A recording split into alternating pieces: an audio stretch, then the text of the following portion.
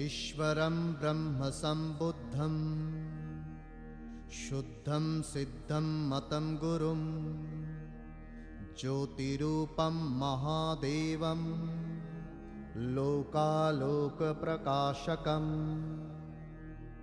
गतरागद्वेषमोहाः सर्वपापविवर्जिताः सर्वदा सर्वकालेषु ते भवन्ति जिनोत्तमाः।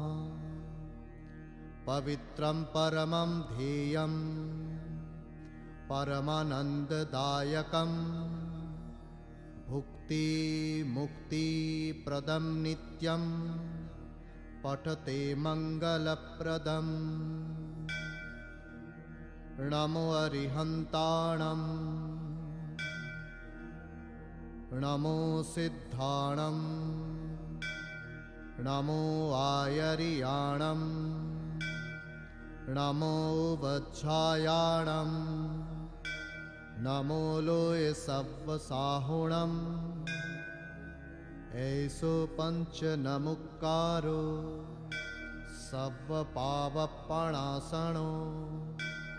मंगलाणं च सव्यसिं पढमं हवै मंगलम् पढमं हवै मंगलम् पढमं हवै मंगलम्।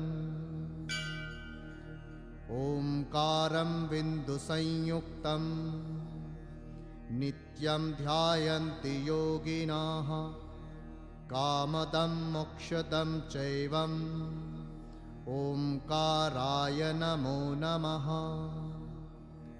अज्ञानतिमिरन्धानां ज्ञानाञ्जनशलाकया नेत्रोन्मीलितं येन तस्मै श्रीगुरवे नमः। तस्मै श्रीगुरवे नमः। तस्मै श्रीगुरवे नमः।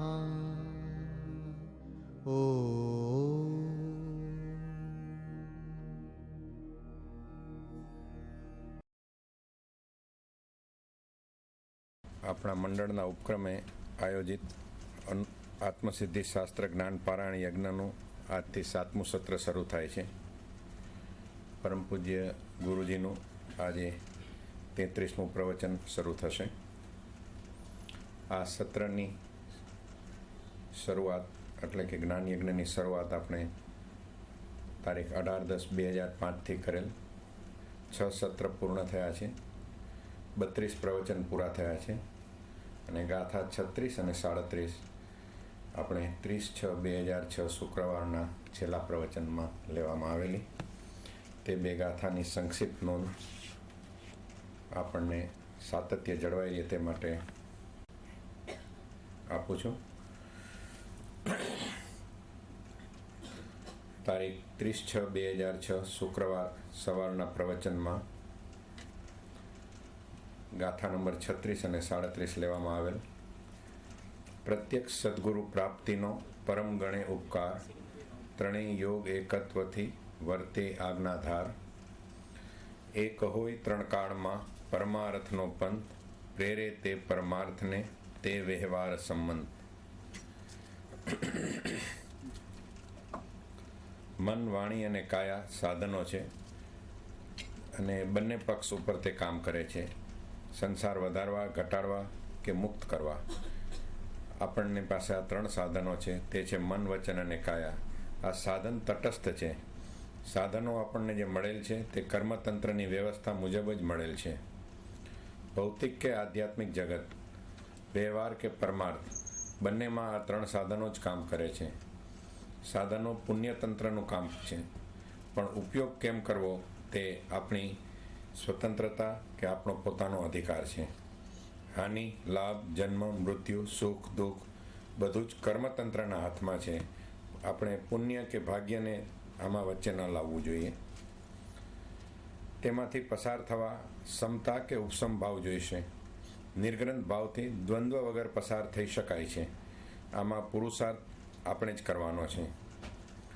પ્રાપ્તિ એટલે મળવું, સમાગમ થવો, પરિચય થવો, સંબંધ થવો, પણ કોની સાથે? ચેતના સાથે.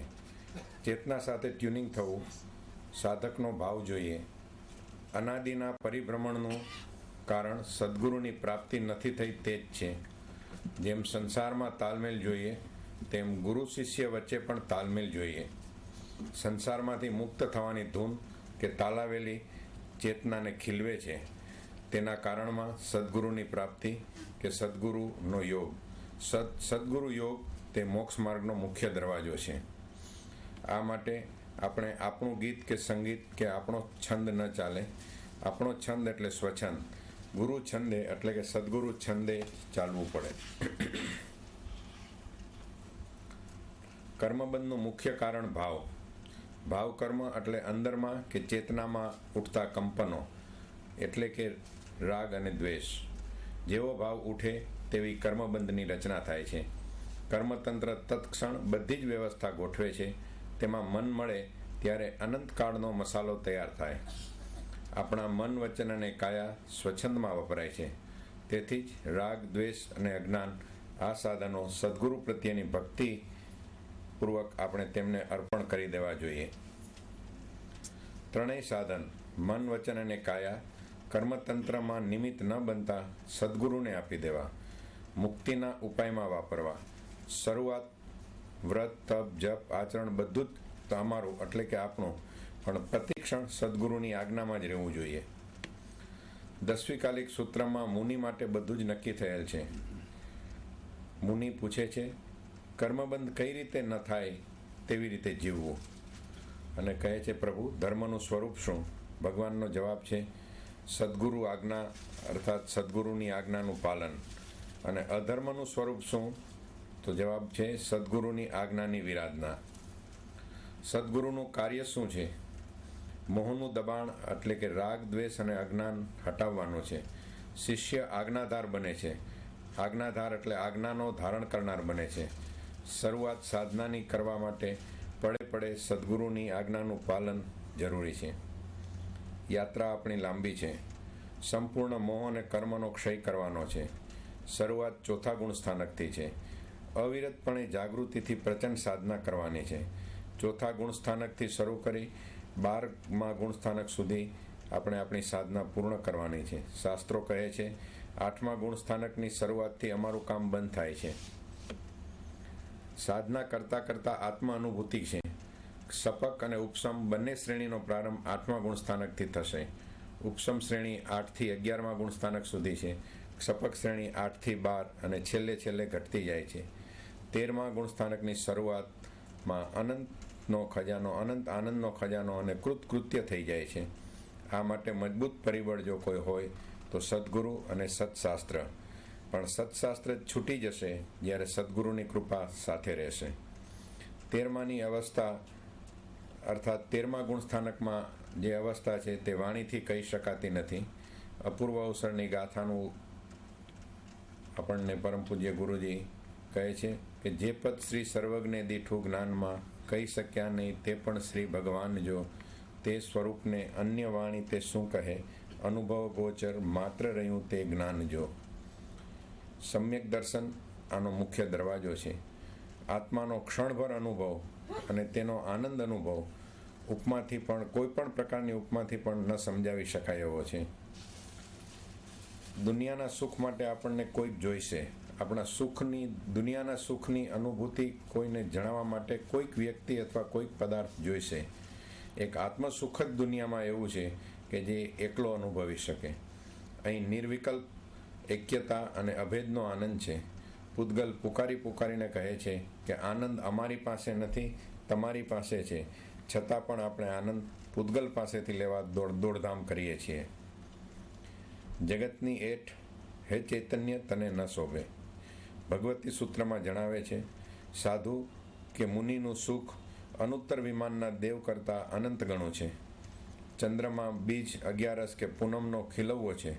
આ પ્રક્રિયા ચોથા ગુણસ્થાનકથી શરૂ થઈ 13માં પૂર્ણ થાય છે. પણ સદ્ગુરુની પ્રાપ્તિ થયા પછી જ આ પ્રક્રિયા પૂર્ણ રીતે ખીલે છે.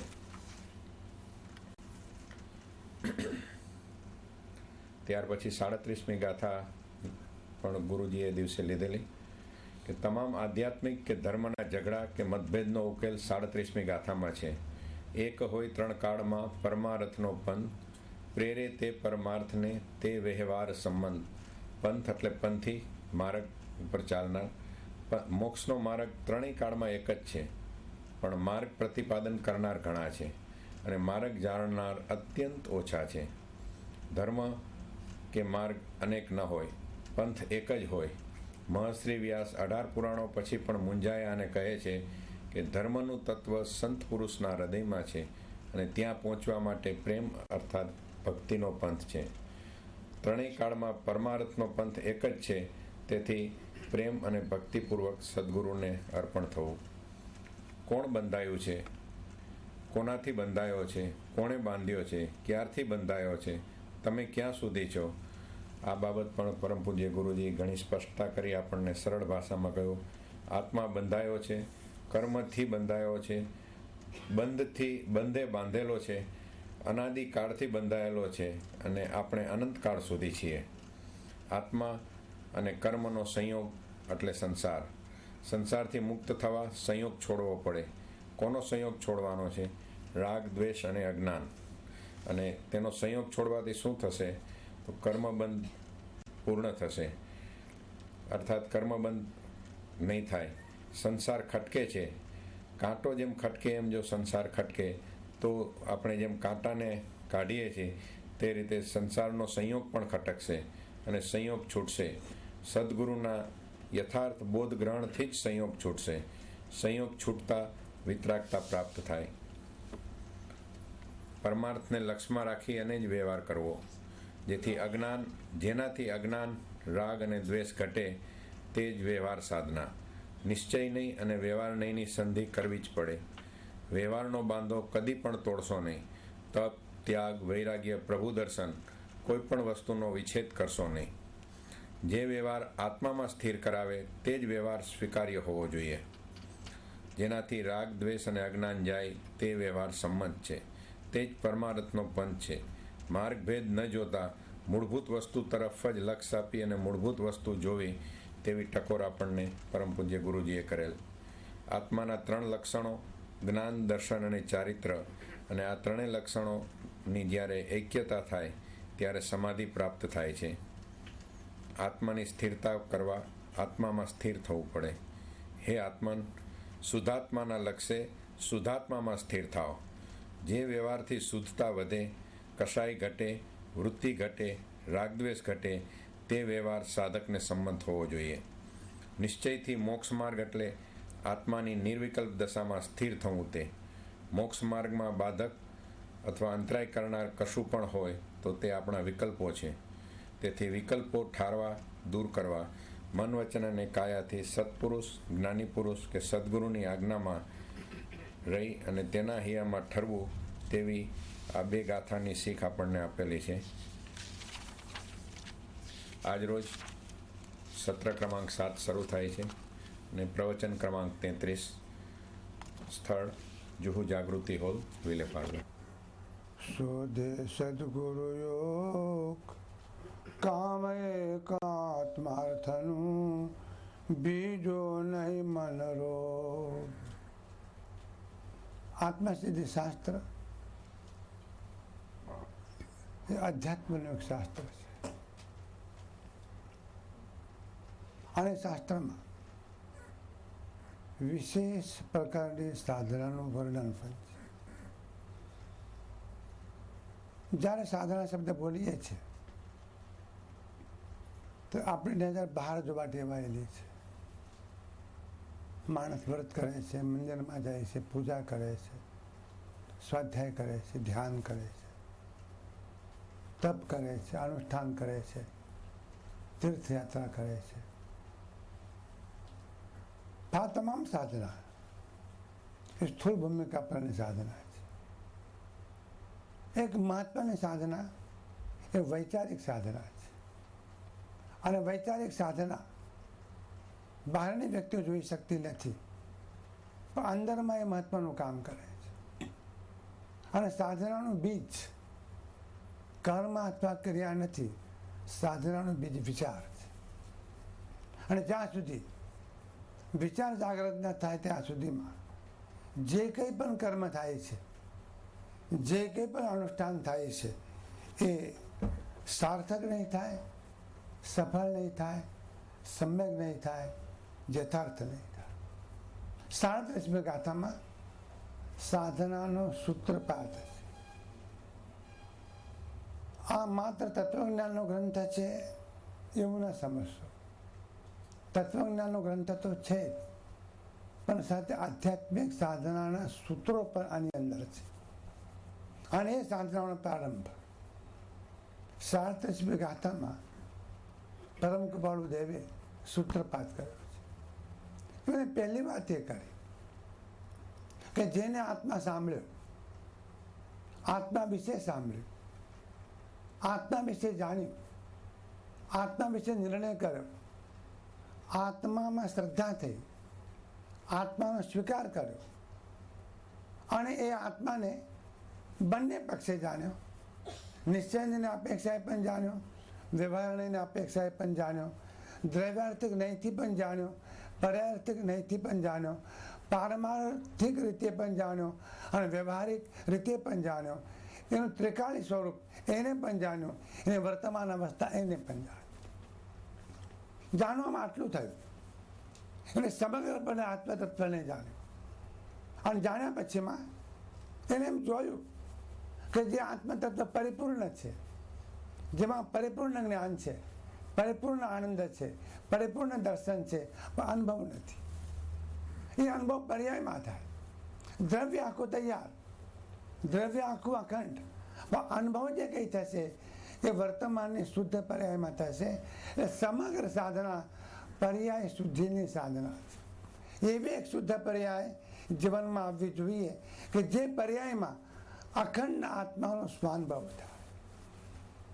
પર્યાય તો પર્યાય છે, પણ એ પર્યાયની ક્ષમતા એવી છે કે આખા દ્રવ્યને ઝીલી શકે છે. દર્પણ તો બહુ નાનું છે, પણ હિમાલયનું પ્રતિબિંબ દર્પણમાં પડી શકે છે.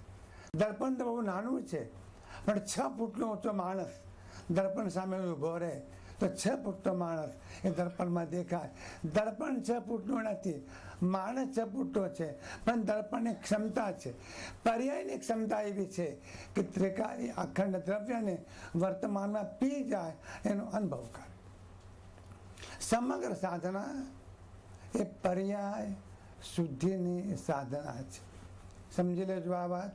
દ્રવ્ય શુદ્ધ છે જ. અગ્નિને ઉધઈ ન લાગે, અગ્નિને ઉધઈ ન લાગે.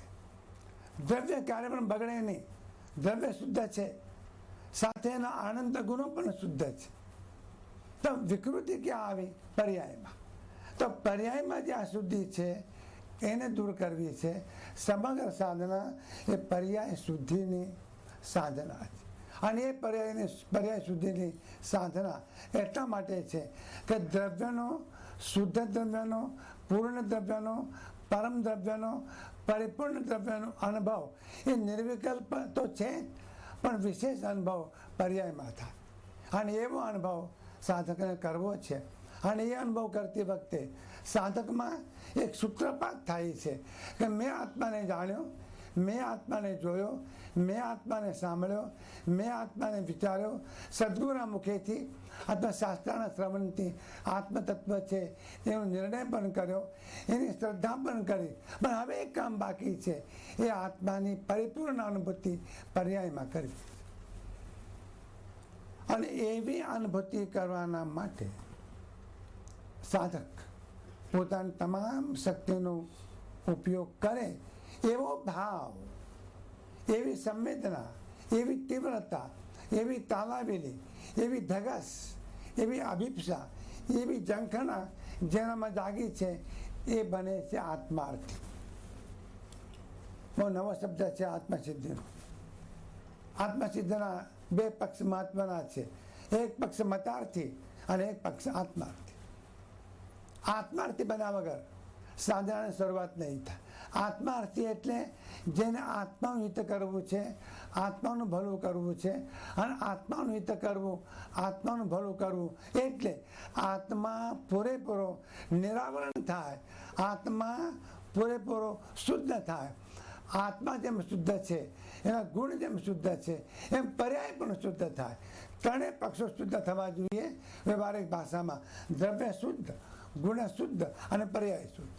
ત્રણેય શુદ્ધ જ્યારે થાય ત્યારે અનુભૂતિ થાય અને શુદ્ધ આત્માની અનુભૂતિ થાય. સમજવા પ્રયત્ન કરજો. આ વાત થોડી કઠિન પણ છે. ત્રણેય અંગો શુદ્ધ થવા જોઈએ. ત્રણેય અંગો શબ્દ જ્યારે વાપરીએ છીએ એ ત્રણેય અંગો જુદા છે એવો અર્થ ના કરશો. દ્રવ્યમાંથી ગુણ છૂટા નહીં પડે, પર્યાય છૂટી નહીં પડે, ત્રણેય સાથે છે, ત્રણેય કાળ સાથે છે. પણ વર્ણન કરવાના માટે એમ કહેવું પડે છે કે દ્રવ્ય પણ શુદ્ધ, ગુણ પણ શુદ્ધ અને પર્યાય પણ શુદ્ધ. એ ત્રણેય શુદ્ધ હોય એવી જ અવસ્થા એને કહેવાય છે મોક્ષ, એને કહેવાય સિદ્ધ અવસ્થા. અને આવી અવસ્થા આ દેહમાં, આ ધરતી ઉપર, આ શરીરમાં પ્રાપ્ત થાય છે. પછી દેહ છૂટે છે એટલે મોક્ષમાં જાય છે. મોક્ષે સ્થળનું વર્ણન છે, મોક્ષે દેશનું વર્ણન છે, મોક્ષે ક્ષેત્રનું વર્ણન છે. પણ ઘટના તો અહીંયા ઘટી. અહીંયા પૂરેપૂરો મુક્ત બન્યો. એનું દ્રવ્ય શુદ્ધ, એના ગુણ શુદ્ધ, એની પર્યાય શુદ્ધ, ત્રણે શુદ્ધ જ્યારે થાય છે પછી દેહ છૂટી જાય છે. આ નિયમ પ્રમાણે એ સિદ્ધ અવસ્થા સુધી પહોંચે છે, સિદ્ધ લોકમાં અથવા મોક્ષમાં જાય છે. એવી સાધના કરવાની તીવ્રતા જેના અંતરમાં જાગી છે એને કહેવાય છે આત્માર્થ. એવો આત્માર્થી વિચાર કરે છે, એવો આત્માર્થી વિચાર કરે છે. ગાથાની શરૂઆત એમ વિચારી અંતરે, એમ વિચારી અંતરે, અંતરમાં એ પ્રમાણે વિચાર કરીને. શેનો વિચાર? પહેલો વિચાર, જે આત્મજ્ઞાન છે ત્યાં મુનિપણું છે. અને આત્મજ્ઞાન અને મુનિપણું બંને જ્યાં હોય એ સાચા સદગુરુ હોય છે. બહુ મજાનો શબ્દ છે આ. આત્મજ્ઞાન પણ છે અને મુનિપણું પણ છે. જૈન દર્શનનું આ બંધારણ વિશેષ રીતે વાત કરે છે. એકલું આત્મજ્ઞાન નહીં, પણ મુનિપણું પણ ખરું. પણ મુનિપણું ક્યાં હોય? જ્યાં આત્મજ્ઞાન હોય ત્યાં. આત્મજ્ઞાને શ્રમણ કહાવે, બીજા તો દ્રવ્યલિંગી રે. આત્મજ્ઞાની શ્રમણ કહાવે. આ શ્રમણ શબ્દ જૈન દર્શનનો પ્રિય શબ્દ છે. શ્રમણ એટલે મુનિ, શ્રમણ એટલે અનગાર, શ્રમણ એટલે નિર્ગ્રંથ, શ્રમણ એટલે પુરુષાર્થ કરનારો, મથામણ કરનારો, મહેનત કરનારો. તમે પણ મહેનત કરો છો, એ મુનિ પણ મહેનત કરે છે, શ્રમણ પણ મહેનત કરે છે. તમે ધન માટે, સત્તા માટે, સંપત્તિ માટે, ભોગો માટે, બાહ્ય પદાર્થો માટે મહેનત કરો છો. આ મુનિ જે છે એ જ્ઞાન માટે, શ્રદ્ધા માટે, ધ્યાન માટે, ચારિત્ર માટે, અનુભૂતિ માટે, મોક્ષ માટે મહેનત કરે છે. એની મહેનત કે ઓછી નથી, એ આળસુ નથી, એ પડા નથી રહેતા, સતત મહેનત કરે છે. અને એમનો પુરુષાર્થ સમ્યક જ્ઞાન માટે છે, સમ્યક દર્શન માટે છે અને સમ્યક ચારિત્ર માટે છે. એવો શ્રમણ. પણ શ્રમણનું બંધારણ શું? શ્રમણનો પાયો શું? એક સૂત્ર કહેવું છે કે બાકી બધા લક્ષણો ઓછા વધતા હોય તો ચાલશે, પણ એક કોમન લક્ષણ જોઈશે અને કોમન લક્ષણ છે આત્મજ્ઞાન. દર વખતે સ્પષ્ટતા કરીએ છીએ. આત્મજ્ઞાન શબ્દ જ્યારે બોલીએ છીએ તે વખતે તમને એમ થતું હશે તો વાત બહુ સહેલી છે, કારણ કે આપણે આત્માને જાણીએ છીએ. જાણીએ છીએ એમ નહીં, બીજાને કહીએ પણ છીએ. જેને શાસ્ત્રો વાંચ્યા હોય એટલે આત્માને જ્ઞાન તો હોય જ ને. આત્મા છે, નિત્ય છે, એ અજન્મા છે, એ હાજર છે, એ અમર છે, એ મરતો નથી, એ જન્મતો નથી, એ ખાતો નથી, એ પીતો નથી, એ દેહમાં છે, એ દ્રષ્ટા છે. આ જ્ઞાન નહીં, આત્મજ્ઞાન નહીં, બે શબ્દો જુદા છે. એક છે શ્રુત જ્ઞાન અને એક છે અનુભવ. આ શ્રુત જ્ઞાન છે. અને પ્રણવ કપાળદેવની ભાષામાં આ વાચા જ્ઞાન છે. વાચા જ્ઞાન છે. જ્ઞાન ખરું પણ વાચા જ્ઞાન, એનો વાણીમાં જ્ઞાન છે, એના શબ્દોમાં જ્ઞાન છે, એને અનુભવ કર્યો નથી. અનુભવની ઘટના ત્યારે ઘટે છે કે અંદરથી બાધક તત્વ ખસી જાય. અંદરથી એક બાધક તત્વ ખસી જાય છે. અને અનુભવમાં બાધક તત્વ એક જ, દર્શન મોહની એક. અને દર્શન મોહની એકલું નહીં, દર્શન મોહનીના 4 મિત્રો છે. 4 મિત્રો, અને બહુ ગાઢ મિત્રો, પ્રગાઢ મિત્રો. અને એમનું કામ એક જ કે મિથ્યાત્વને મજબૂત કરો. જ્યારે પૂછો, મિથ્યાત્વ એમ પૂછે છે તમારો ટેકો છે 100% સાહેબ, તમે આગળ વધો, હમ તમારે સાથ. આ 4 કસાર. અને 5મો દર્શન મોહ, 5મો મિથ્યાત્વ. આ 5 આ ખસી જાય અને અંદરમાં જે અનુભવ થાય એ અનુભવ. જૈન દર્શને બહુ સ્પષ્ટતા કરી છે. તમે એમને વાત કરો એ નહીં ચાલે. અમને જ્ઞાન થયું, અમને અનુભવ થયો, અમને દર્શન થયું, અમને સાક્ષાત્કાર થયો એવું તમે કહો એ ન ચાલે. અમારે જોવું પડે કે અંદરથી દર્શન મોહ ગયો, દર્શન મોહ વ્યતીત થઈ ઉપનો બોધ છે. દર્શન મોહ વ્યતીત થયો, ગયો, દૂર થયો, ઉપશમ થયો, ક્ષય થયો, એ શાંત થયો, એ નષ્ટ થયો. એમાં કંઈ ઘટ્યું, એમાં કંઈ બન્યું, એ ગયું ખરું, એ ચાલ્યું ગયું. અને જો ન ગયું હોય તો જ્ઞાન ખરું, અનુભવ નહીં. બેને જુદા પાડો. જ્ઞાન અને અનુભવ બંને જુદા છે. અને અનુભવ જ્યારે થાય છે ત્યારે અંદરમાં એક અવસ્થા પ્રાપ્ત થાય છે.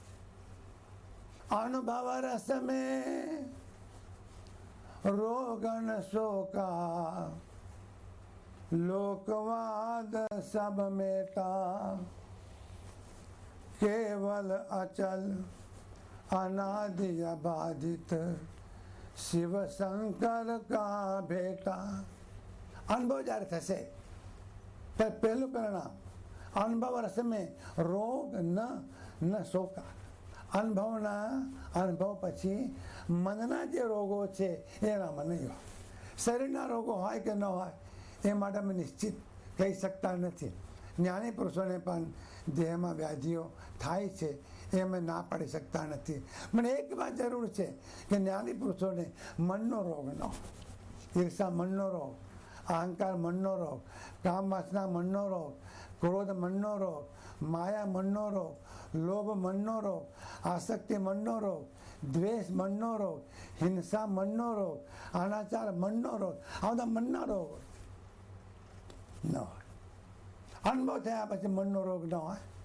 બીજું લક્ષણ, ગમે તે પ્રસંગ હોય, ગમે તે ઘટના હોય, ગમે તે બનાવ હોય, ગમે તેવા સંયોગો હોય, ગમે તેવી પરિસ્થિતિ હોય, અનુકૂળ હોય, પ્રતિકૂળ હોય, એ પ્રાપ્ત થાય, એ જાય, એનો સંયોગ થાય, એ વિયોગ થાય, એ અંદરથી હાલી ન જાય. ન શોકા, અંદરમાં શોક ન હોય. અને ત્રીજી વાત, લોકવાદ, એ ઇન્દ્રિયોના જે વિષયો એના પાછળની જે ગળમથલ એ મટી જાય. જ્યારે જ્યારે તમને એમ થાય કે અમને આત્માનુભવ થયો છે તે વખતે આ લખી રાખજો અને પછી વાંચજો કે આ થયું. અને યારે તાલમેલ છે. જો તાલમેલ ન હોય તો નમ્રતાપૂર્વક જ્ઞાની પુરુષોને કહેજો હજુ અમારી ખીચડી કાચી, પરિપક્વ થઈ નથી. તો એ આત્માર્થ અવસ્થા, એક એવી અવસ્થા કે આત્માનું હિત કરવું છે. આત્માનું હિત કરવું એટલે કે એની પર્યાય શુદ્ધ કરીને એ પર્યાયમાં સમગ્ર આત્માનો સ્વાનુભવ કરવો છે. કંટાળો ન કરશો. આ તમારે જાણવું પડશે. આ તમારો પાયો છે, આ તમારી મૂડી છે, આ તમારો ખજાનો છે. અને જૈન દર્શન આ 3 શબ્દો પર ઊભું છે, દ્રવ્ય, ગુણ અને પર્યાય. એટલા માટે આનિયોગ 4, દ્રવ્યાનિયોગ, ચરણકરણાનો યોગ, ગણતાનો યોગ અને ધર્મકથાનો યોગ. પણ વિભાજન કર્યા પછી એમ કહ્યું કે મુખ્ય અનુયોગ દ્રવ્યાનિયોગ, બાકીના 3 અણયોગ દ્રવ્ય નિયોગને સ્પષ્ટ કરવાના માટે. આવો જે દ્રવ્ય ગુણ અને પર્યાય એના પાયા પર જૈન દર્શન ઊભું છે. એવી અવસ્થા મારે જોઈએ છે.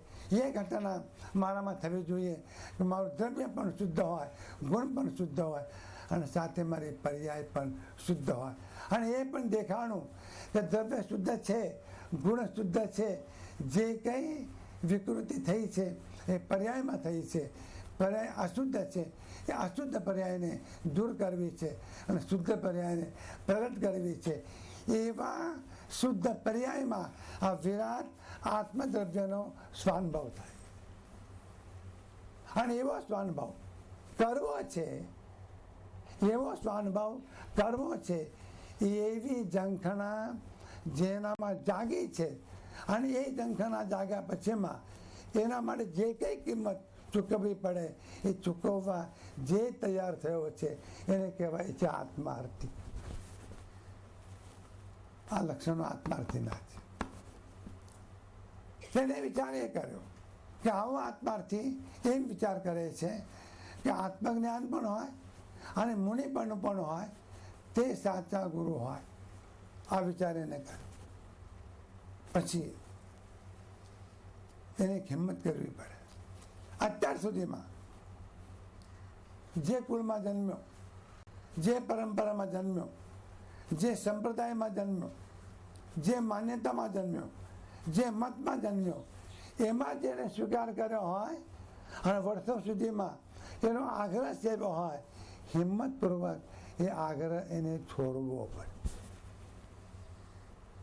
આમ તો ઘણી હિંમત છે તમારામાં.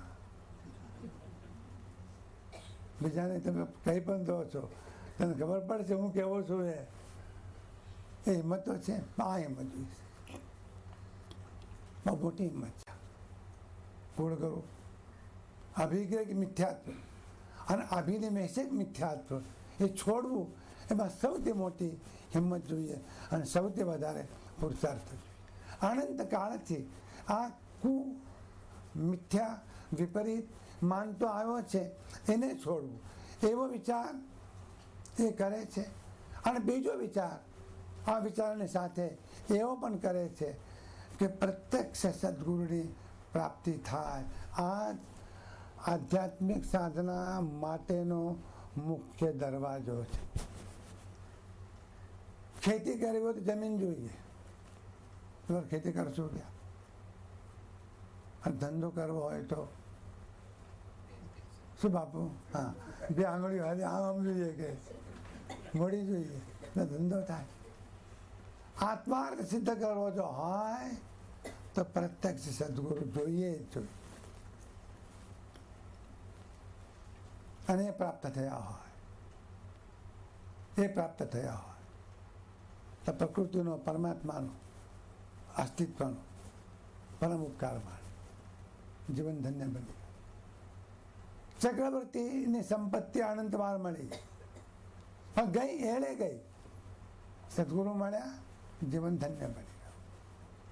મોટો પરમ ઉપકાર કરે. પ્રત્યક્ષ સદગુરુની પ્રાપ્તિનો, એ પ્રાપ્ત થયા, મળ્યા, ભેટ્યા, બહુમાન થયું અને એને ઓળખાણ થઈ. એની સાથે પોતાની ચેતના જોડાઈ અને ટ્યુનિંગ થયું. એના ગીતની સાથે આપણું ગીત મળ્યું, એના સ્વરની સાથે આપણો સ્વર મળ્યો, એની ચેતનાની સાથે આપણી ચેતના મળી, એના ધ્રુવની સાથે આપણું જીવન પણ મળ્યું અને એની ચેતનાની સાથે આપણી ચેતનાનું સંમિલન થયું, મિલન થયું. અને એ જ્યારે થાય ત્યારે એના અંતરમાં એક અવસ્થા પ્રગટ થાય છે જેને ભક્તિયોગની પરિભાષામાં સમર્પણ પાણી.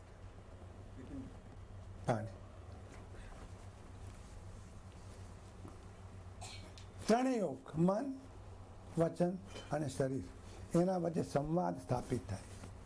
આજે આપણી અવસ્થા જુદી છે. મનમાં જુદું કંઈક છે, વાણી કંઈક જુદી છે અને વ્યવહાર પણ કંઈક જુદો છે. એ વિસંવાદ છે. ખંડિત વ્યક્તિત્વ છે આપણું. અખંડિત વ્યક્તિત્વ એને કહેવાય ઇન્ટિગ્રેટેડ પર્સનાલિટી. એને કહેવાય કે જેમાં મન, વાણી અને શરીર ત્રણે એક બન્યા છે, ત્રણેયમાં સંવાદ છે, અને ત્રણેયમાં સંવાદ પ્રાપ્ત કરીને વર્તે આજ્ઞાધાર, સદગુરુની આજ્ઞાને જીવનમાં સ્વીકારીને એ જીવે છે. આવો વિચાર એ કરે છે. અને ત્રીજો વિચાર, આ બનેને સળંગ વિચાર, એમ વિચારી અંતરે આ સળંગ વિચાર આ છે. આ પ્રમાણે વિચાર કરતા કરતા એ પણ વિચાર કરે છે કે પરમાર્થોનો માર્ગ જુદો જુદો ન હોઈ શકે, અલગ અલગ ન હોઈ શકે. ત્રણેય કાળમાં પરમાર્થનો માર્ગ એક જ હોય. ત્રણેય કાળમાં પરમાર્થનો માર્ગ એક જ હોય.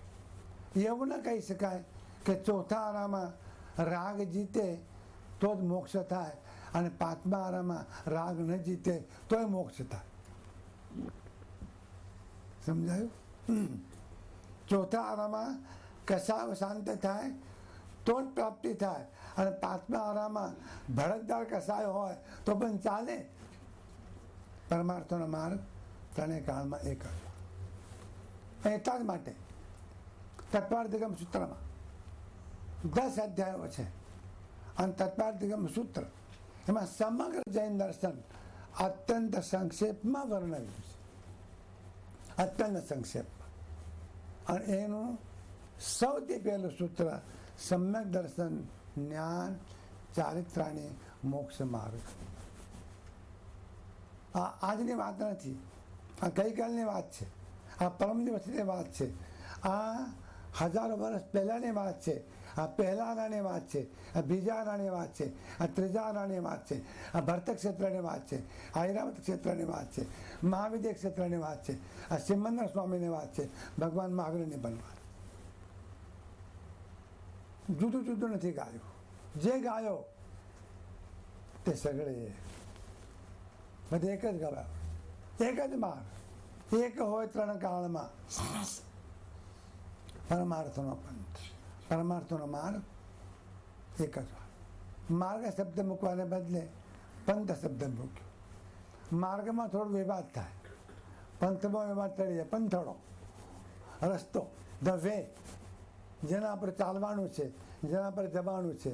આનંદગંજી મહારાજે પણ ભગવાન આદિત્યનાથ સ્તવનમાં એવો પ્રારંભ કર્યો છે કે પંથડું નિહાળું બીજા જીનતનું, અજિત અજિત ગુણધામ, જે તે જીત્યારે તેને હું જીત્યો, પુરુષ કીશું મુજ નામ. હું આ પંથડો જોઈ રહ્યો છું. પંથડો બહુ પ્યારો શબ્દ છે. મારે ચાલવું છે, મારે માર્ગ પર ચાલવું છે, રાહ પર ચાલવું છે, રસ્તો જોઈએ છે, અને નિહાળું હું જોઈ રહ્યો છું કયો પંથ છે.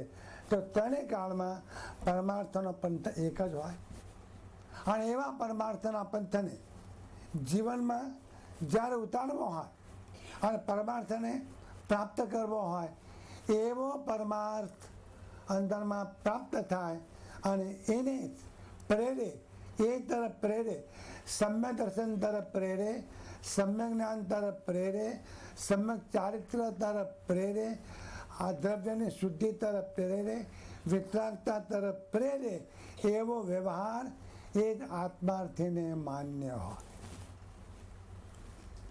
બહુ ક્લિયર કટ છે આ, કંઈ પણ અસ્પષ્ટતા નથી.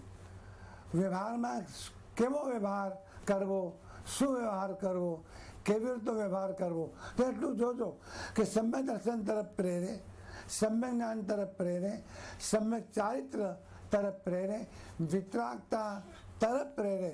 જરા શુભ ભૂમિકા પર આવો તો અહિંસા તરફ પ્રેરે, સત્ય તરફ પ્રેરે, સદાચાર તરફ પ્રેરે, નીતિ તરફ પ્રેરે, ન્યાય તરફ પ્રેરે, માણસાઈ તરફ પ્રેરે, શાંતિ તરફ પ્રેરે, પ્રેમ તરફ પ્રેરે, સદભાવ તરફ પ્રેરે. એવો વ્યવહાર એને માન્ય હોય, એ વ્યવહારને સમજતો હોય. આવો વિચાર અંતરમાં કરીને હવે આપણા લીટી પાસે આવ્યા. એમ વિચારી અંતરે, અંતરમાં એકાંતમાં આ પ્રમાણે વિચારીને પછી શું કરે? પહેલું કામ, આત્માથી પહેલું કામ શું કરે? સાધક પહેલું કામ શું કરે? શોધે સદગુરુયો. અહીંથી સાધનાની શરૂઆત. આ ABCD. લોકો પૂછતા હોય છે કે પહેલાં મારે શું કરવું? માળા ગણવી, પાઠ કરવો, મંદિરમાં જવું. અને મંદિરમાં જવું એમ પૂછે તો એટલું ના પૂછે કયા મંદિરમાં જવું. એને મુશ્કેલી ઓછી નથી. શ્વેતાંબરના દિગંબરમાં કયા મંદિરમાં જવું? એ આપણે એને કહીએ તો શ્વેતાંબર મંદિરમાં જા, તો પછી એમ કે મહાવીરજીના મંદિરમાં જાઉં કે આદિનાથજીના મંદિરમાં જાઉં. આ જીવ ક્યાં ક્યાં અટક્યો છે. શરૂઆત ત્યાંથી નથી, પ્રારંભ ત્યાંથી નથી.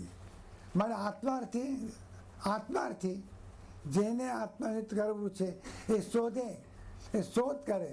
શું શોધે? યોગ શોધે. યોગ એટલે પ્રાપ્તિ, યોગ એટલે મિલન, યોગ એટલે પ્રાપ્તિ, યોગ એટલે મિલન, યોગ એટલે સંયોગ, યોગ એટલે સંબંધ, યોગ એટલે તન્મયતા. એને શોધે. પણ કોનો યોગ, કોનો સંબંધ? તો સદગુરુ. એ સદગુરુનો યોગ શોધે. જ્યાં જ્યાં ઘટના ઘટી છે ત્યાં પ્રથમ સદગુરુનો યોગ થયો છે અને આત્માર્થીએ સદગુરુનો યોગ શોધ્યો છે. તો એમ વિચારી અંતરમાં આ પ્રમાણેનો વિચાર કરીને આને જે પગલું ભર્યું છે એ વિચારીને પગલું ભર્યું છે. એને સમ્યક પ્રકારે વિચાર કર્યો છે, યથાર્થ વિચાર કર્યો છે. આને વિચાર કયો કર્યો? એ 34, 35 અને 36 ત્રણેય ગાથામાં વર્ણન. આ ત્રણેય ગાથાઓમાં જે વર્ણન કર્યું એ વિચારનું વર્ણન કર્યું કે એમ વિચારી અંતરમાં આ પ્રમાણેનો વિચાર કરીને પછી શું કરે? એનું કામ ચાલુ થયું. શોધ. એ શોધે છે. શું શોધે છે? યોગ શોધે છે. કોનો યોગ શોધે છે? સદગુરુનો યોગ શોધે. આ શોધે શબ્દ જ્યારે મૂક્યો, આ શોધ કરે શબ્દ જ્યારે મૂક્યો ત્યારે તરત જ મૂંઝવણ થશે. શું લઈને શોધ કરવી? કયા ધારા ધોરણો નક્કી કરવા? કયું માપ નક્કી કરવું? કઈ મેજર ટેપ લેવી? કઈ ફૂટપટ્ટી લેવી? અને તમે જોઈને જોશો શું? બહાર તરફ જોશો, શરીર તરફ, કપડાં તરફ, ભાષા તરફ, માન્યતા તરફ, મત તરફ, એના ખ્યાલ તરફ. એકેમાં એ નથી. એ સૌથી જુદો છે. આવો જે સદગુરુ છે આ બધાથી જુદો છે. બહાર અવસ્થા હોય પણ છે બધાથી જુદો. અને માટે પ્રણવ કૃપાળુદેવ વારંવાર કહેતા હતા, અંદરની અવસ્થા એ નિર્ગણિત અવસ્થા અને બહારની અવસ્થા વૈશ્યની અવસ્થા. વૈશ્ય વેશે અને નિર્ગણિત અવસ્થા. વૈશ્ય વેશે અને નિર્ગણિત અવસ્થા બહુ મુશ્કેલ છે. ઓળખાણ થવી તે બહુ મુશ્કેલ છે. જાણ થવી તે બહુ મુશ્કેલ છે. પરખ થવી તે. એટલા માટે એ અંદરથી તટસ્થ બન્યો છે, નિષ્પક્ષ બન્યો છે, મતાગ્રહથી રહિત બન્યો છે. કારણ ત્રીજું છે, કામ એક આત્મા અર્થનું.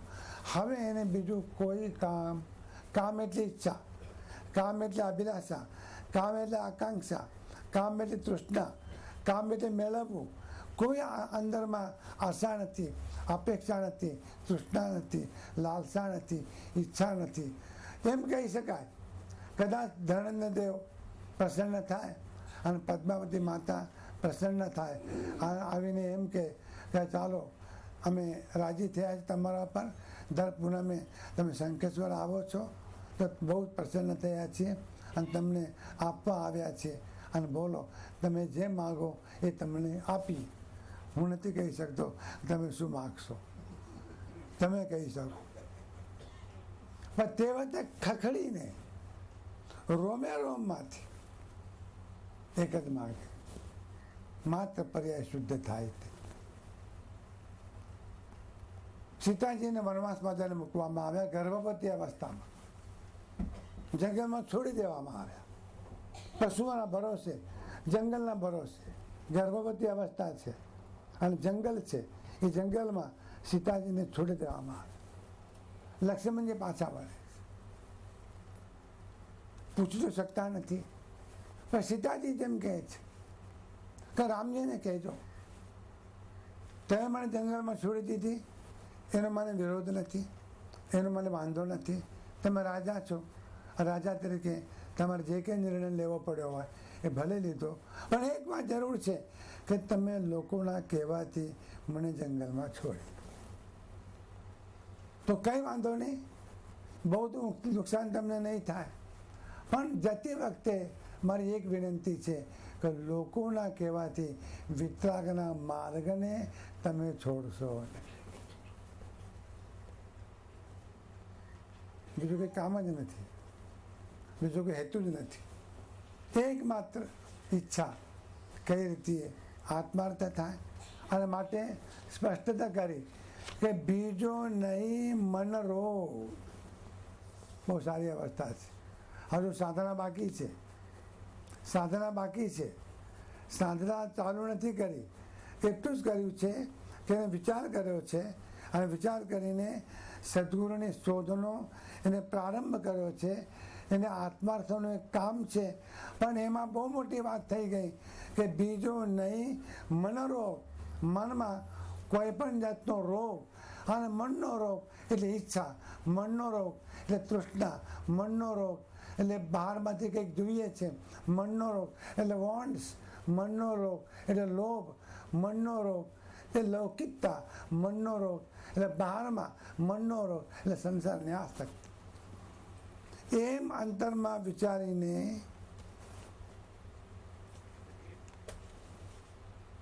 અંબાલાલ ભાઈની ટિપ્પણી, એમ અંતરમાં વિચારીને જે સદગુરુના યોગનો શોધ કરે, માત્ર એક આત્માર્થની ઈચ્છા રાખે, પણ માન પૂજાથી રિદ્ધિ સિદ્ધિની કશી ઈચ્છા રાખે નહીં. એ રોગ જેના મનમાં નથી, અમે એને આત્માર્થી કહીએ. બહુ ક્લિયર પિક્ચર છે આ, સ્પષ્ટ ચિત્ર છે. ક્યાંય પણ અસ્પષ્ટતામાં બાકી રહ્યું નથી. અને સર્વ સાંસારિક ઈચ્છાઓનો ત્યાગ કરે.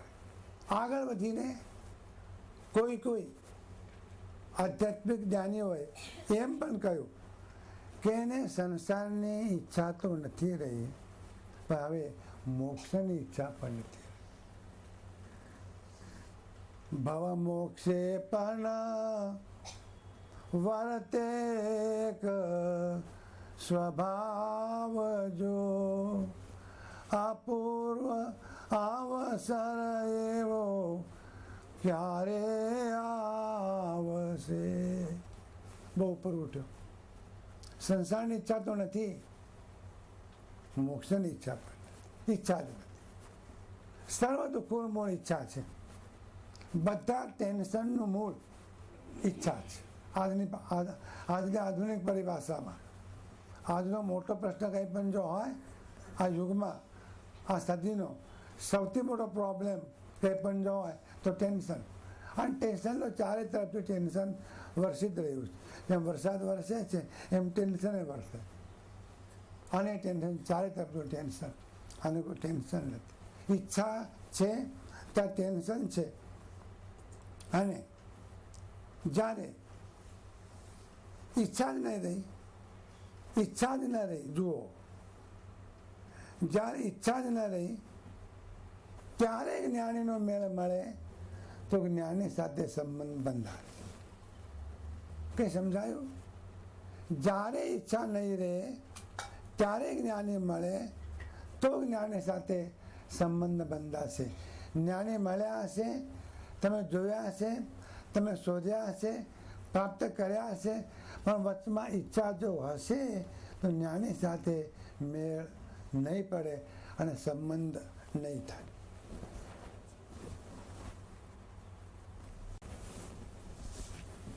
ઈચ્છા લડશે. તો એનો અર્થ એવો થયો કે જ્ઞાની તો મળ્યા હશે, મેળ નહીં પડે.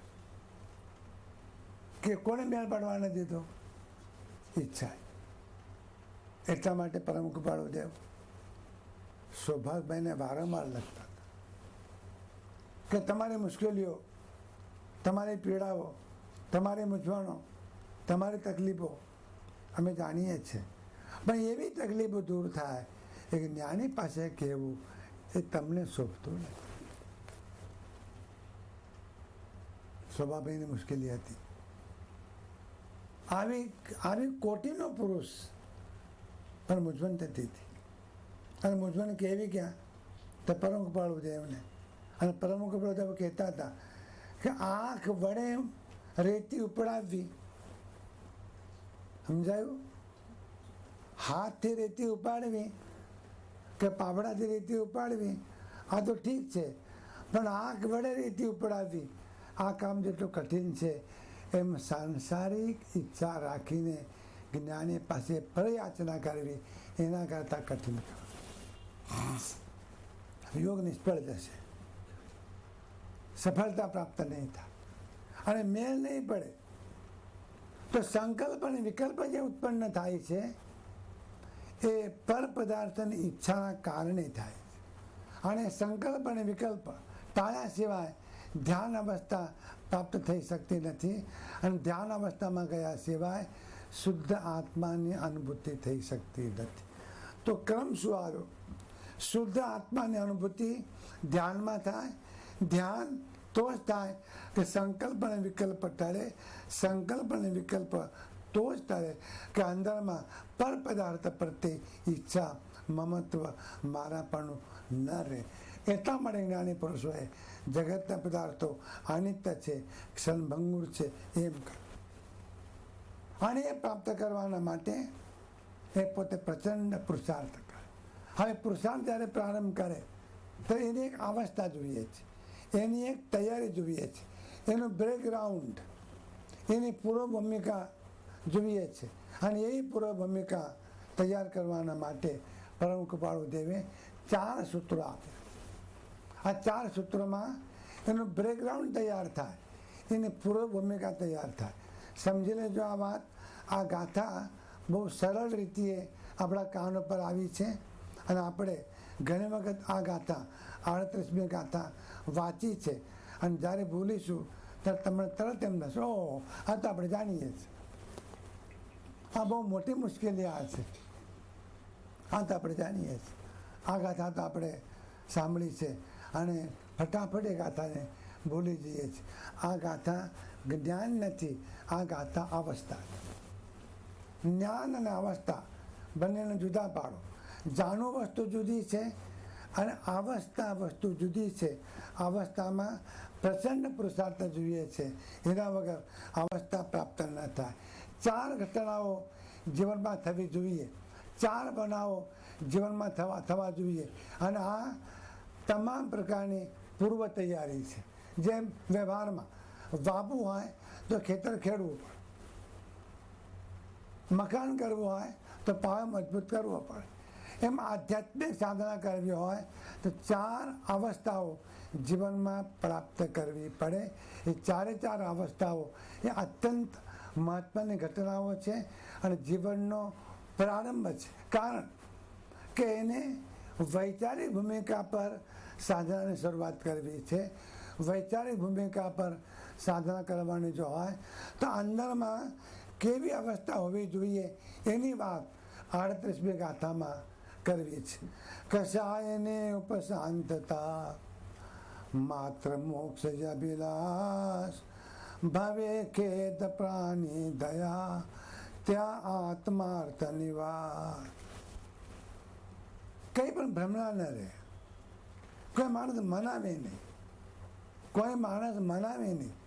હું આત્માર્થી છું, હું આત્માર્થી છું એ મનાવવાની કોશિશ કરે નહીં અને બોલવાની હિંમત પણ કરે નહીં. ન હોય તો ખોટા ગાણા ગાય નહીં. એના માટે આ 4 સૂત્રો આપી દીધા. જો તને એમ લાગે છે ને હું આત્માર્થી છું, ઘણા લોકો લખે છે આત્માર્થી ભાઈશ્રી, આત્માર્થી બહેનશ્રી.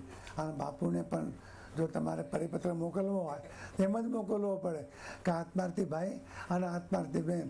હવે બાપુને પણ ખબર છે અને તમને ખબર છે આત્માર્થી છે કે બીજા કોઈ આરતી છે, પણ વ્યવહારમાં તમે કરો શું? હા, ન લખો તો ચાલે કેવી રીતે? આત્માર્થી જે હોય આત્માર્થી. 4 લક્ષણો. કારણ આ વૈચારિક પ્રક્રિયા છે.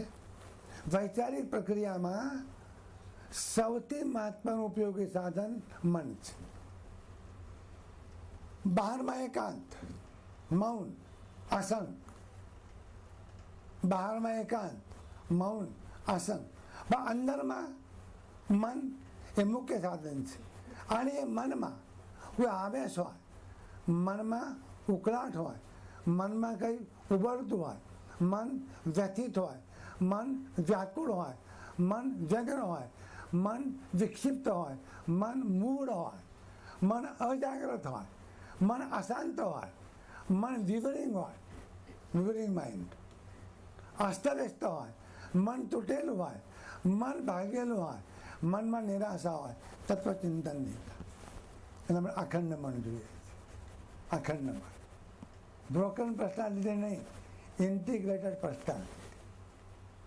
ખંડિત મન નહીં, અખંડ મન. મનનો ઉપયોગ આપણને કરવો છે. અને એ મનમાં જે ઉબળી રહ્યું છે, મનમાં જે ઉકળી રહ્યું છે, એ ઉકળાટ પહેલાં શાંત કરવો પડે. અને આ ઉકળાટ શાંત ન થાય એટલા માટે જૈન પરંપરાએ શાંત શબ્દ ન વાપર્યો, ઉપશાંત શબ્દ વાપર્યો. શાંત ને પણ ઉપશાંત, ઉપશાંત શબ્દ વાપર્યો. ઉપશાંત શબ્દ એટલા માટે વાપર્યો કે વિચાર તો ખરો, પણ સાથે સાથે અશાંત બનાવનારા જે પરિબળો છે એ પણ હવે અંદર હાજર રહ્યા નથી. માટે ઉપશાંત. અને પ્રારંભ જ્યારે થશે ત્યારે ઉપશમથી જ થશે, ક્ષાયિક તે નહીં થાય. ક્ષાયિક પછીની ઘટના છે. જ્યારે પહેલું સમ્યક દર્શન થશે ત્યારે ઉપશમ સમ્યક દર્શન જ થશે. સીધું ડાયરેક્ટ ક્ષાયિક સમ્યક દર્શન નહીં થાય. ચારિત્ર મોહનો પણ ઉપશમ થશે, સીધો જ ક્ષાયિક નહીં થાય. એટલા માટે એમ કહું કે અંદર ઉપશમ થવો જોઈએ, ઉપશમ થવો જોઈએ એટલે ઠરવો જોઈએ, ઠરવો જોઈએ એટલે પ્રગાઢ શાંત અવસ્થા હોવી જોઈએ. કમથી કમ ઊંડાણથી તત્વચિંતન કરી શકાય એવી મનની ક્ષમતા રહેવી જોઈએ. સમજાય છે? આ દ્રવ્યગુણ પર્યાયનું ચિંતન ખંડિત મનથી નહીં થાય, એને અખંડ મન જોઈએ છે. દ્રવ્યગુણ પર્યાયનું ચિંતન અને આત્મ સ્વરૂપનું ચિંતન એમના નહીં થાય. એટલા માટે કુંદકુંદાચાર્યજીએ અને હરિભદ્ર સૂરી મહારાજે 2 શબ્દો વાપર્યા. એ શબ્દો વાપરે પ્રજ્ઞા. તત્વને જાણવાના માટે માત્ર બુદ્ધિ નહીં, not only intellectual level, IQ નહીં, પણ પ્રજ્ઞા જોઈએ. અને પ્રજ્ઞા શુદ્ધ ન થાય ત્યાં સુધીમાં તત્વચિંતન ન થાય. એટલા માટે એમ કહું કે દ્રવ્યનું, ગુણનું, પર્યાયનું અને દ્રવ્યાનુયોગનું એક વાત સાથે સમજી લો. અત્યારે એમાં પડવા જેવું નથી. 8મા ગુણ સ્થાનક પછી એક જ સાધન. 8મા ગુણ સ્થાનક પછી એક જ સાધન. કયું? અનન્ય ચિંતન, અતિશય શુદ્ધ સ્વભાવ જો, અપૂર્વ અવસર એવો ક્યારે આવશે. અનન્ય ચિંતન. ત્યાં ધારા તૂટતી નથી, ચિંતનની ધારા તૂટતી નથી. પણ આ ચિંતન શુભનું નહીં, આ ચિંતન બહારનું નહીં, આ ચિંતન શુદ્ધ દ્રવ્યનું, અને તે પણ સ્થૂળ નહીં, અતિ સૂક્ષ્મ. તમને શું લાગે છે માત્ર ઉપરથી વાત કરવાથી આપણું કામ પતી જશે એમ? એટલા માટે તમે પણ બહુ ડાયા છો. સરળ રસ્તો શોધો છો. કોઈને પકડીને એમ કહો છો આશીર્વાદ આપો ને, માથે હાથ મૂકવાનું કામ થઈ જાય. આ બધી ઉપાધિમાં ઉપાધિ પડવું ન પડે અને સીધું કામ થઈ જાય. આશીર્વાદ તમારી સાથે છે. જ્ઞાને પુરુષના આશીર્વાદ તો વરસી રહ્યા છે, પણ આનંદ ચિંતન તમારે કરવું પડશે. આઠમા ગુણ સ્થાનકથી મુખ્ય સાધના કંઈ પણ જો હોય તો આનંદ ચિંતન. અને આનંદ ચિંતન કરવાના માટે જે મન જોઈએ એ મન, આવું મન ખંડિત થયેલું, ચોળાઈ ગયેલું, અસ્તવ્યસ્ત થયેલું, ભાંગેલું, નિરાશ થયેલું, હતાશ થયેલું, વિક્ષિપ્ત, ટેન્શનવાળું મન ન થાય. મન ફ્રેશ જોઈએ, ફ્રેશ. જેમ ગુલાબનું ફૂલ ખીલ્યું હોય એ મન ખીલેલું જોઈએ. અને આ મન તો જ હોઈ શકે કે મનમાં આટલી બાબતો બની હોય. પહેલી બાબત કસાયની ઉપશાંતતા. કસાય 3 શબ્દો. એક શબ્દ અકસાય, બીજો શબ્દ તીવ્ર કસાય અને ત્રીજો શબ્દ મંદ કસાય. અકસા અસલ અવસ્થા, એ વિતરાગ દશા, પરિપૂર્ણ દશા, જ્યાં કસાય રહિત અવસ્થા થઈ ગઈ છે. 12મા ગુણ સ્થાનકે ક્ષીણ મોહ, સંપૂર્ણપણે મોહનો ક્ષય થઈ ગયો છે. આ કસાય એ મોહનો ફાટો છે. મોહના 28 પ્રકાર, એમાં કસાય મોહનીય, નો કસાય મોહનીય અને મિથ્યાત્વ મોહનીય 3 મુખ્ય ફાટા. એમાં દર્શન મોહનીય નિકાલ પહેલાં થયો, પછી રહ્યો ચારિત્ર મોહનીય. એના 2 ભાગ, કસાય મોહનીય, નો કસાય મોહનીય. અને આ કસાય, આ જે કસાય એ અંદર વ્યગ્રતા ઉત્પન્ન કરે છે. એક છે અકસાય સ્વભાવ, બીજો છે તીવ્ર કસાય. જેટલી અશુદ્ધ પ્રવૃત્તિઓ થાય છે, જેટલી અશુભ પ્રવૃત્તિઓ થાય છે, એ તીવ્ર કસાયની હાજરીમાં થાય. તીવ્ર કસાય જો હોય તો શુભ પ્રવૃત્તિ નહીં થાય. તીવ્ર કસાય જો હોય તો શુભ કર્મ નહીં થાય. તીવ્ર કસાય જો હોય તો શુભ વિચાર નહીં થાય. તીવ્ર કસાય તો અશુભ પ્રવૃત્તિ હોય અને અશુદ્ધ પ્રવૃત્તિ હોય. ત્રીજી બાબત છે મંદ કસાય. જ્યાં કસાય મંદ થાય છે ત્યાં શુભ હોય. શુભનો અર્થ મંદ કસાય. તો અશુદ્ધ, શુભ અને શુદ્ધ. અકસાય અવસ્થા એ ટોટલ શુદ્ધ અવસ્થા. તીવ્ર કસાય અવસ્થા એ અશુદ્ધ અવસ્થા અથવા અશુભ અવસ્થા. અને મંદ કસાય એ શુભ અવસ્થા, શુભ અવસ્થા, મંદ કસાય. તો મંદ કસાય હોય તો ધર્મ થાય, મંદ કસાય હોય તો સદગુરુનો યોગ થાય, મંદ કસાય હોય તો વિચાર થાય, મંદ કસાય હોય તો ધ્યાન થાય, મંદ કસાય હોય તો અનુષ્ઠાન થાય, મંદ કસાય હોય તો શુભની સાધના. પણ એમ કહેવું છે કે શુભની સાધનામાં અટકવું નથી, કૂદકો તો મારવો છે અકસાયમાં. એટલે તીવ્ર કસાય પણ જાય, મંદ કસાય પણ જાય અને અકસાય અવસ્થા પ્રાપ્ત થાય. કંઈ ખ્યાલમાં આવે છે કંઈ આ શું કહેવાય રહ્યું છે? તીવ્ર કસાય પણ જાય, મંદ કસાય પણ જાય અને અકસાય અવસ્થા પ્રાપ્ત થાય. આ આપણું ધ્રુવ પદ, આ ધ્રુવનો તારો, આ જોઈને ચાલવાનું. અકસાય અવસ્થા આવી, આ જોઈને ચાલવાનું. અને એમાં દેખાય કે તીવ્ર કસાય મોટું જોખમ, શુદ્ધ અશુદ્ધ પ્રવૃત્તિ થશે, અશુભ વિચાર, અશુભ કર્મ, અશુભ પ્રવૃત્તિ થશે, બીજું નહીં થાય. તો પહેલાં શું કરવું પડે? કસાય મંદ કરવો પડે. ખીચડી ખાવી હોય અને ગરમ ગરમ ખીચડી હોય તો આજુબાજુમાંથી જરા ઠારવી પડે. ઠાર્યા પછી કોળીઓ મોઢા મૂકાય. સીધો મોઢા મૂકો તો આંગળીઓ પણ દાજે અને જીભ તો બિચારી દાજે જ. ફોલા પડે વધારાના.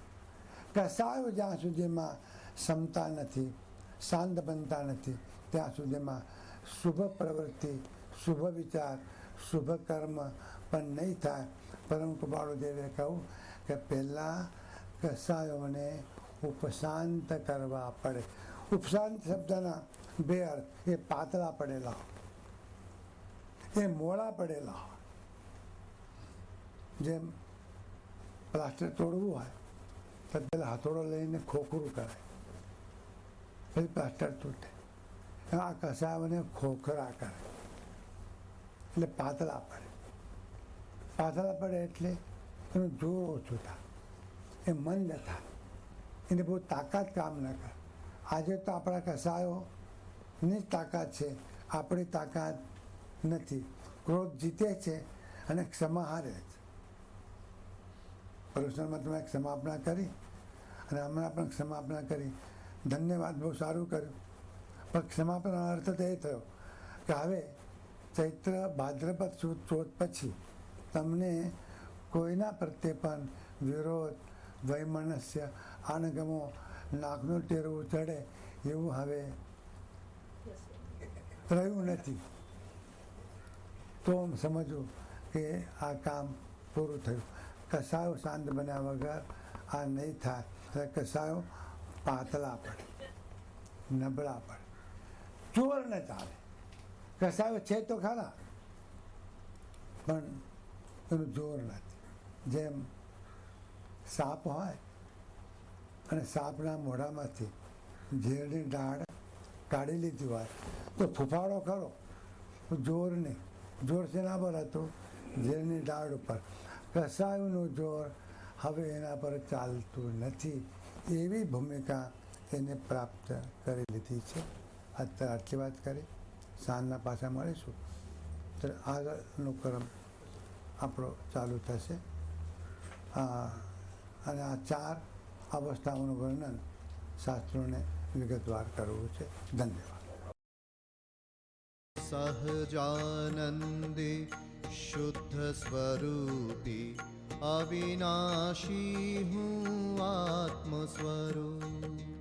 सहजानन्दे शुद्धस्वरूपी अविनाशी हूँ आत्मस्वरूप. शुद्ध बुद्ध हूँ मुक्त निरंजन अविनाशी हूँ आत्मस्वरूप. शुद्ध बुद्ध हूँ मुक्त निरंजन अविनाशी हूँ आत्मस्वरूप. सहजानन्दे शुद्ध स्वरूपी अविनाशी हूँ आत्मस्वरूप.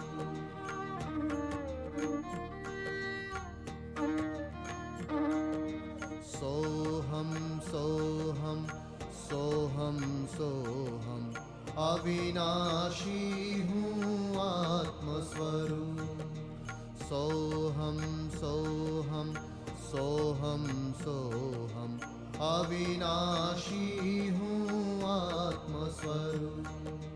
शुद्ध बुद्ध हूँ मुक्त निरंजन अविनाशी हूँ आत्मस्वरूप. शुद्ध बुद्ध हूँ मुक्त निरंजन अविनाशी हूँ आत्मस्वरूप. सहजानन्दे शुद्ध स्वरूपी अविनाशी हूँ आत्मस्वरूप. अविनाशी हूँ आत्मस्वरूप.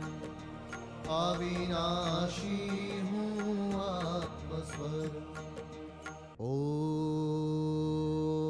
ब्रह्म शान्तिः. ॐ विश्व शान्तिः. ॐ आत्म शान्तिः. ॐ शान्तिः शान्तिः शान्तिः. ॐ